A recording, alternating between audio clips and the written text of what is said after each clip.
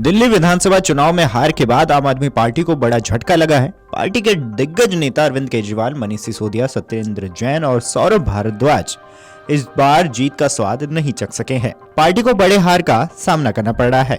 दिल्ली की लगभग सीटों में बीजेपी को जीत मिली है। इसी के बाद अब हार के बाद पार्टी के संयोजक अरविंद केजरीवाल पार्टी को एकजुट करने में जुट गए हैं। खबर है कि दिल्ली में चुनाव में मिली हार के बाद अरविंद केजरीवाल पार्टी को एकजुट करने में लगे हैं। मीडिया रिपोर्ट्स की माने तो आज यानी कि मंगलवार को पंजाब के विधायकों और मंत्रियों के साथ दिल्ली में बैठक करेंगे। आप सांसद मालविंदर सिंह कांग ने मीडिया रिपोर्ट्स में कहा है कि यह मीटिंग लगातार होने वाली मीटिंग का हिस्सा है। इस मीटिंग का मकसद पार्टी की भविष्य की रणनीति को लेकर चर्चा करना है और पार्टी इकाइयों से फीडबैक लेना है। मीडिया रिपोर्ट्स की माने तो अरविंद केजरीवाल मंगलवार को पंजाब के विधायकों और मंत्रियों के साथ दिल्ली में बैठक करेंगे। पूर्व सीएम केजरीवाल ने यह मीटिंग तब बुलाई गई है जब कांग्रेस नेता और पंजाब विधानसभा में नेता प्रतिपक्ष प्रताप सिंह बाजवा यह दावा कर रहे हैं कि आपके 30 विधायक कांग्रेस पार्टी के संपर्क में है। इसी के साथ राज्य के कुछ नेताओं ने भी इस बात का दावा किया है कि आपके कुछ विधायक कांग्रेस के संपर्क में हैं। खबरों की माने तो आप सांसद मालविंदर सिंह कांग ने कहा है कि यह मीटिंग लगातार होने वाली मीटिंग का हिस्सा है।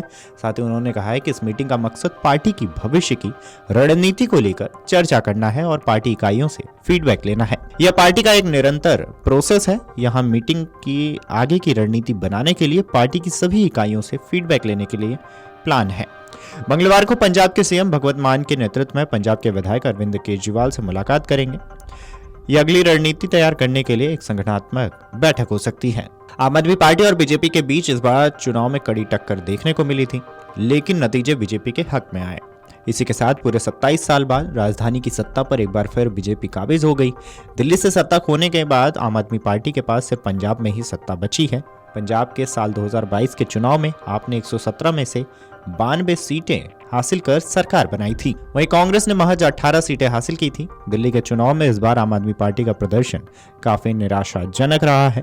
पार्टी ने 70 में से 22 सीटें हासिल की और बीजेपी 48 सीटें हासिल कर पूरे 27 साल बाद राजधानी की सत्ता में वापसी कर ली।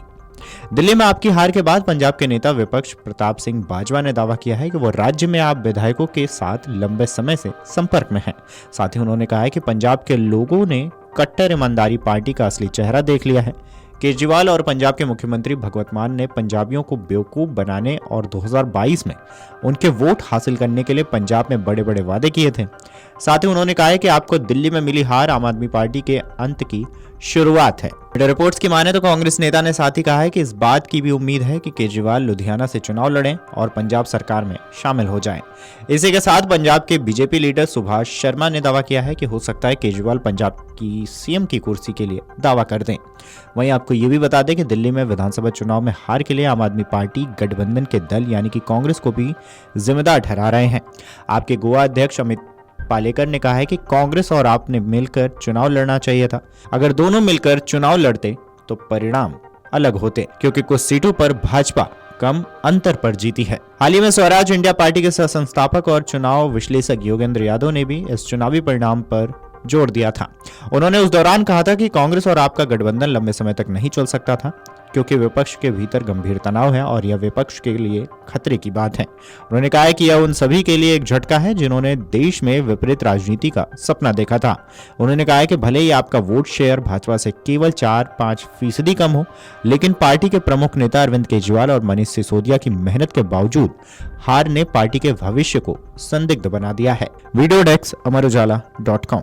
अमर उजाला जीवांजलि के सारथी की मदद लें और महाकुंभ में स्नान जरूर करें।